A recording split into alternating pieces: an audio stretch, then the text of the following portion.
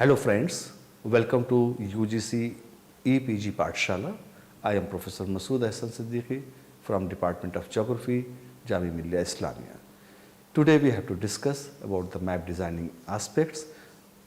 The end product of a GIS is the map, and if the maps are not properly designed, they will fail to convey the message. The term map designing refers to the planning of a map, particularly to the choice and the arrangements of its graphic elements. For GIS, graphic output must show the features appropriately symbolized or labeled, and the relationships are discernible. The map design processes includes making decisions about the selection of geographic features and attributes to be represented on the map, selection of an appropriate map projection system given the purpose of the map and the geographic region of interest, choice of an appropriate scale, selection of appropriate symbolization, and design of the overall layout of the map. The quality of map to a large extent depends on the quality of hard copy maps or the graphical displays. Therefore, design of graphic output is critical if information is to be conveyed in an effective manner to the user. The map design processes is especially important because maps are a synoptic form of communication. The aim of cartographic design is to present the geographical data in such a fashion that the map as a whole appears as an integrated unit and each item is clear and legible. Graphic output from GIS is often poorly designed. For example, there rarely exists any appropriate scaling of colors or patterns. The principles of cartographic design are not considered at all. The map is what distinguishes GIS as a different approach to the management of information, so extra care should be taken to improve the final maps that a GIS generates. The issue of geographic design in GIS has become more important because of the fact that screen displays introduces a new set of issues as it has greater capabilities compared with the paper maps. The concept of designing may be summarized as the purpose of design is to focus the attention of the user. The principle of cartographic designs are timeless. The results are not. The rules of the cartographic design can be taught and learned. Principles and concepts have to be acquired. There are 5 basic principles of map designing. These are: number 1, concept before compilation. Without a grasp of concept, the whole of the design process is negated. Once the concept is understood, no design or content feature will be included which does not fit it. Design the whole before the part. Design comes in 2 stages: concepts and parameters, and detailed in execution. Before designing, few questions to be raised. What does the user want from this map? What can we user get from this map? Is that what they want? If a map were a building, it should not fall over. The third one is hierarchy with the harmony. The important thing must look important, and the important things should look the most important. They also serve who only stand and wait. Lesser things have their place and should serve to complement the important. The third one is the associated items must have associated treatment. Harmony is to do with the whole map designing happy with itself. Simplicity from sacrifice is the key to the map designing. Great designing tends towards simplicity. It's not what you put in what makes a great map, but what you make out. The map design stages is complete when you can take nothing else out. This is the designer's skill. Content may determine scale, or scale may determine content, and each determines the level of generalization, that is the sacrifice.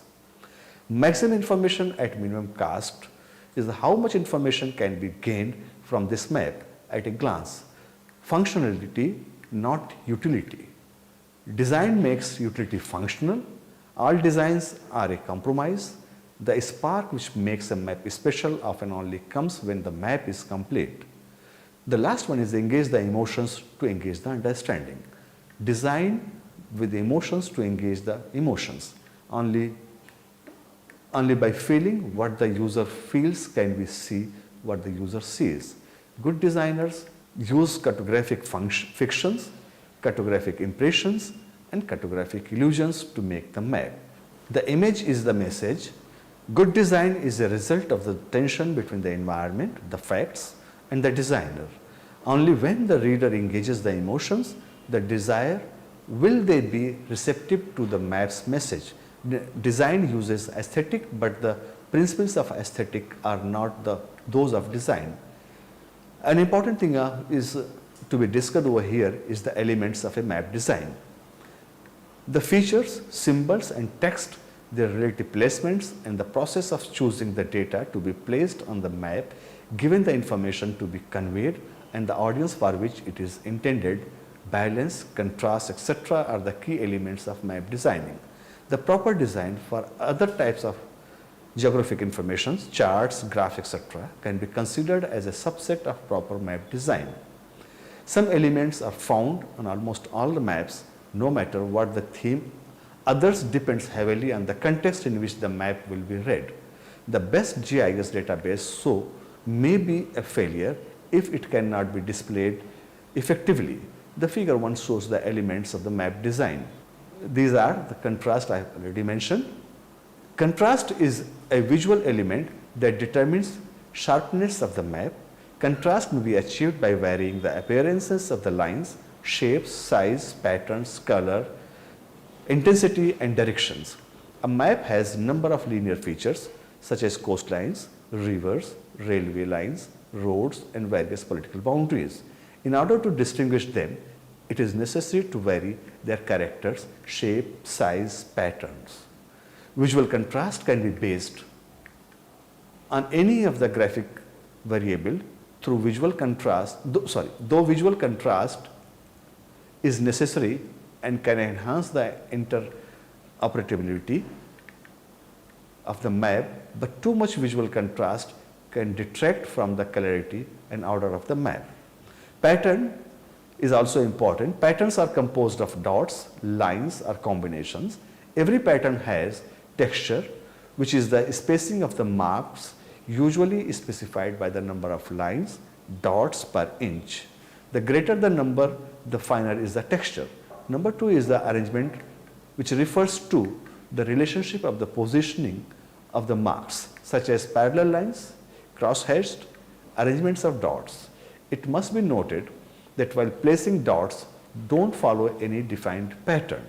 The third important thing is the orientation. It refers to the positioning of the arrangement relative to the viewer as vertical, horizontal, or diagonal. And the fourth element, that is the value, which refers to the relative darkness. An important component in modern cartography or modern mapping is the use of colors. The use of colors on map is more than simply a way to construct a legend. Color carries visual meaning, it directs attention, and it can emphasize or obscure features. Thus, color selection is an important element of map design. The human eye can distinguish tens of thousands of different colors, but only 20 to 30 gray tones. The eye is always superbly able to identify patterns and boundaries, that is edges, and to detect movements. On a static map, however, the eye cannot reliably match more than 16 to 20 simple colors from the legend of the map. This limited ability can be expanded by the addition of pattern elements, that is the symbols, to the basic colors. Still, there is a practical limit to how many colors should be displayed on a map. Maps are easiest to interpret when the number of colors does not exceed 10 to 12. Too many colors, more than 20, create a map that is visually cluttered. The nature of the color and human perceptions of colors are one of the most important elements in cartography. Blue, green, and red are the primary colors, also known as the additive colors, because they can be added together to create all visual colors of the spectrum. Colors may also be created by subtracting an additive color from white. For example, white minus red is equal to cyan, that is equal to blue plus green. Color printing newspapers is based on the subtractive colors plus black. whereas color video display, televisions, monitors is based on the additive colors. In printing a color document from a computer display, the printer must translate additive colors into corresponding combinations of subtractive colors. The Munsell color code is internationally accepted standard for describing color quantitatively. The figure 2 is showing the Munsell color scheme. Color has three main dimensions. One is hue, second value, third percent reflectance, lights or brightness, and the third one is the chroma, also termed as saturation or intensity. The three has been implied in Munsell's system. When we speak red, green or blue, in fact we are describing the hue. Value of the color is sensitivity of the color. The tones of the scale value ranges from black to white and referred to as gray scale. Chroma refers to the reactions of the eye to the color. It also refers to saturation, which is the amount of hue in color. The colors on monitor are additive colors. When all the three basic colors are added, this will lead to a white sensation. The standard VGA color monitor can display 16 colors from a total color selection of 2,6144, that is 64 to the power 3, whereas the super VGA monitor can display up to 250 simultaneous colors from a total of several million possibilities. More advanced monitors can display still more colors. Color may vary standardized meanings in particular applications. For example, blue for water bodies, green for vegetation, brown for desert and mountains, contours, white for ice or snow, etc. A standard scheme is often used as on geographical maps. Green for Cretaceous rocks, yellow for quaternary, blue and green for areas below sea level, green and yellow for lowland and hills, brown for mountains, red for forest areas over 5,000 meters, etc. The effect was meant to be that areas appeared to be the nearest to the viewer were in fact farthest from the sea level. The sequence of colors in a legend serves an important function in showing the visual relationship of map features. A smooth sequence of colors is best for showing data that are continuously variable. It is recommended that instead of varying colors, vary the tones. Dissimilar colors create visual barriers between features that are not related to each other. Balance is another important characteristic of a map. It refers here the distribution of elements as evenly as possible within the map frame to avoid unnecessary crowding and conversely large blank areas. In other words, the relationship between the visual components appear logical and the map is legible. The most important element in a given design should be featured in more prominent positions and occupy larger areas within the frame. It is advised that the most important information should be featured near the top or to the left of the map. Less important and ancillary map elements can be positioned towards the bottom and right. In this way, the importance of the various map elements can be matched to the visual hierarchy of the map itself. Visual balance is affected by the weight of the symbols, the visual hierarchy of the symbols, and the elements. All these characteristics are shown in figure 3. The title of a map is very important. The title should be written in a larger font than any other supporting map. Text or annotation. It may be in bold type or greater emphasis. The title has to be placed at the top of the map. It is often useful to include location of the map elements in the title. Never use abbreviations or unspecified acronyms in the title. Legend, which is a clue to the map legend explains the meaning of the point, line and area symbols used to represent features on the map. Every symbol that appears on the map must appear in the legend and it must appear exactly as it does in the body of the map. Legends are generally used for depicting qualitative data, whereas for quantitative data, the term index is preferred. The element of visual hierarchy perhaps is the most important design decision to ensure that the relative importance of information shown on the map is reflected in the choice of symbolization. Unnecessary information should be eliminated and relevant information be symbolized in a way that makes more important informations visually more prominent. This requires careful consideration of the map purpose, as maps with different purposes may display the same geographic features but with different emphasis. The visual hierarchy of a map can be enhanced by manipulating figure-ground relationship. The human eye brain system automatically separates visual images into background and foreground. In the context of the map, the background is typically based map information which shows the spatial context for the thematic content of the map. The figure-ground relationship can be manipulated to distinguish land from water or the thematic content of the map from the base map. The figure 4 shows the basic elements of map. It is imperative to include some description of the location of the features on the map. The location of the map features may be given in the form of geographical or some other well-accepted coordinate system. Besides, the inset map may also be given along with the maps for displaying the location of the map within a larger area on a small scale. Every map must have a source because this is essential. Every map is a collection of information. All sources of map information must be referenced. The source should include the date, title, author, publisher, and any other known and pertinent information.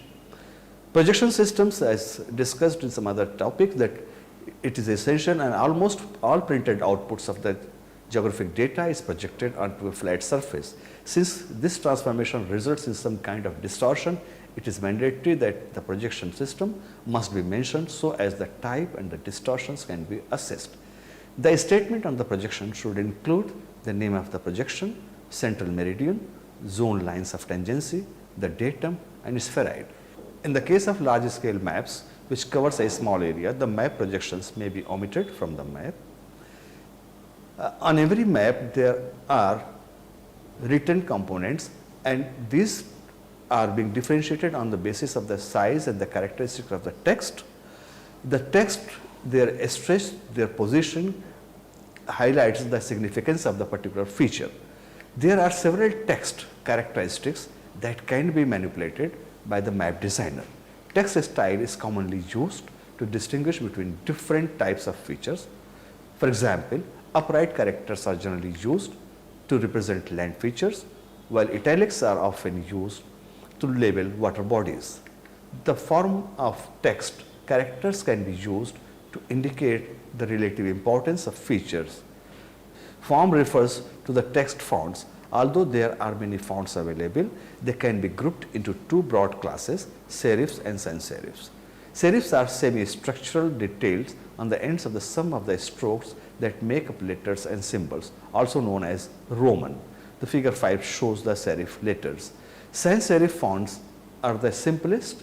Arial is the typical example of the sans serif fonts. These fonts are often used on maps to label relatively minor features. A typeface without serif is called sans serif, from the French sans meaning without, also known as Gothic. In traditional prints, sans serif fonts have more typically used for headlines than for body text. Sans serif fonts have become the de facto standard for body text on screen, especially online. The figure 6 shows the sans serif letters. Serif fonts such as Times New Roman may be used to identify features of greater significance. For example, cities might be labeled using a sans serif font, but capital cities might be labeled with a serif font. The size of lettering can also be used to indicate importance. Size refers to both the height of the letters, that is the point size, and their weight, that is the normal or bold. The spacing of the lettering can be used to indicate feature extent. Point and line features are generally labeled using closely spaced lettering, while aerial features are often labeled with widely spaced lettering to indicate their extent and orientation of the features. Placement and orientation of the text is used to indicate the location and extent of features. Text placement highlights the significance of the features. Placement of lettering on maps is more important on reference map that typically labels many geographic features than on the thematic maps. On thematic maps, text is often limited to the title, legend, and other peripheral information. Labeling of the features on the map involves trade-offs between locational precision and legibility. Placing of label points on a map is an important component of map design as they provide the greatest flexibility to attach descriptions to point, line, and area features. When properly placed, the lettering clearly indicates the phenomena to which it refers. In contrast, poorly placed label may carry some other meaning. For making a map compatible and meaningful, standardized formats for label placements has been developed. Some general rules for text placements are legible and easily associated with the features they describe. Don't break names, don't extend names around rivers or other line features. If possible, place river names in downstream direction. Closely associate names with features. Don't bend names excessively.